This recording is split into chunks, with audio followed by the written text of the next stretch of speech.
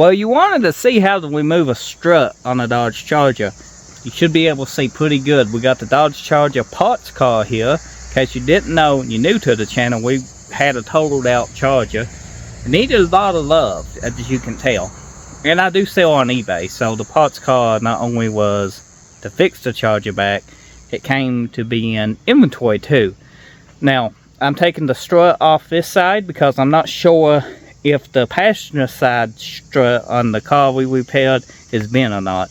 Now, I do know the driver side was a kind of looked like a U, the strut did, so it's probably safe to bet that the passenger side is too. So you get a video on removing one of these, and I get content. It's a win-win. So let's jump into it. As you can see, we ain't got a fender, so you got a good visual. You can see exactly where all the bolts are and what you need to do. Great video, I know. First thing you want to do is take your wheel off, jack the car up, of course, take your wheel off. The rotary can stay on for this and the brake caliper can. You do not need to remove any of this. The only thing you need to be able to do is to get to this bolt right there, this bolt right here, and these 3 bolts up top. If you can get to them 3, everything else can stay on, and you can fish your other strut up and in. You're gonna see soon. That is a 5/16. Is that the correct size? Probably not. Will it work? Probably will work just fine. Take a air gun. We're spinning on this side, so we're gonna take some vice grips and hold that. You can use a wrench, but vice grips work just as good when you got an impact. Let's go ahead and get these tight. There we go. Now that we got that, we can pull this bolt out.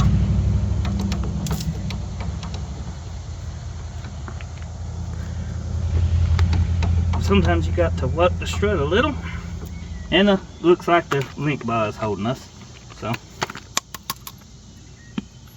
we'll go ahead and get the link bar tucked loose. Is it this size? No, it's not that size. Not that size. It's this size. That's a 7/8. Everything under here should be metric, but you notice we're getting standards.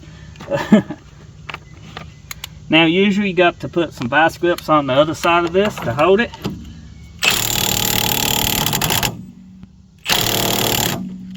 And I'm tightening it. And we're just spinning. So let's go ahead and put our vice grips on this side. Try and hold that steady.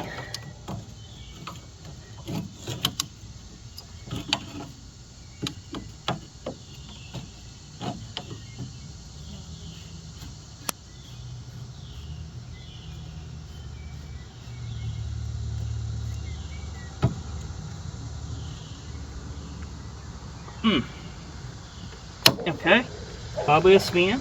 It might not.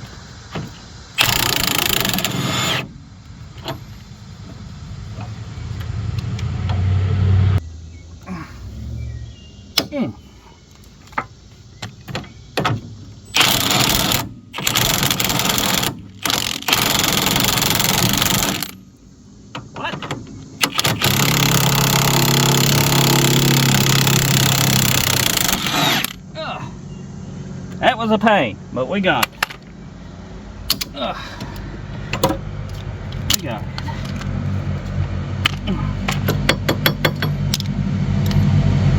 Ooh, hot.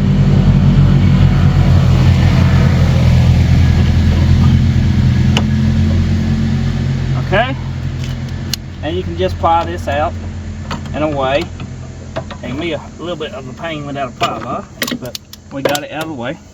And we'll come up here and take this loose. Oh, we'll zip this loose.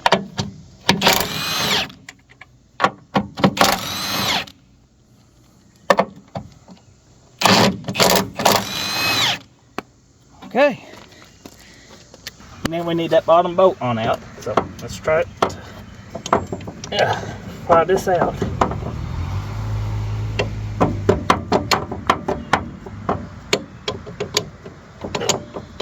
Okay. There's a bolt.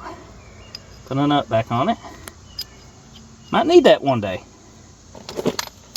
Ooh, okay. You should be able to push up on this or pry it down just enough to pick up on it. So I'm gonna take my foot. If you got a ply bar, you can do this with a ply bar. We need it bent down and out. So I'm gonna go up a little higher with my jack. I don't want to take the ball joint loose, but if I have to, I will.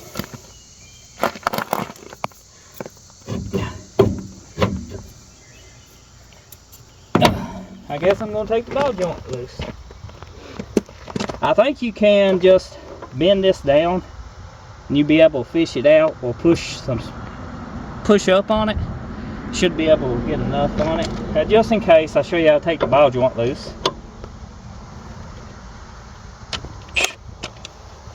This ball joint is bad. If you got a bad one, replace it.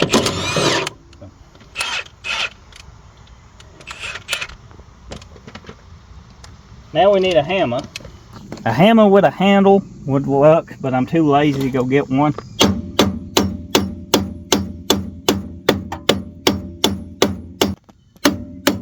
Okay, this hammer's not going to work. I'm going to have to put a handle in this. I'm going to have to quit being lazy and go get a handle. A hammer with a handle. All I'm doing is damaging my hand. Tools to work with is a must. Okay, now we can do some damage.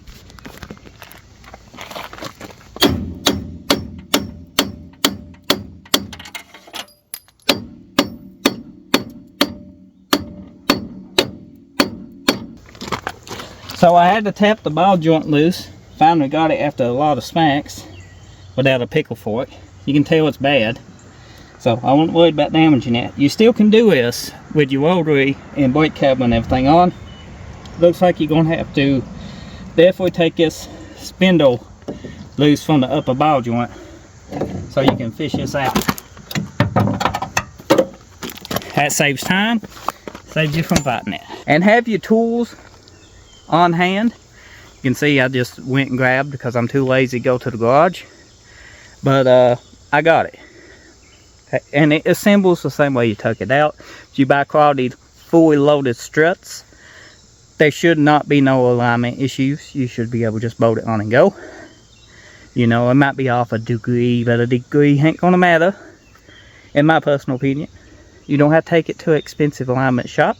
If it starts to wear down the tire funny, then take it to an alignment shop. If it pulls funny, yeah, but in my experience, struts changing, if they just bolt in straight like that, they fine. So thanks for watching. Check the eBay store out and hit that subscribe and drop a like.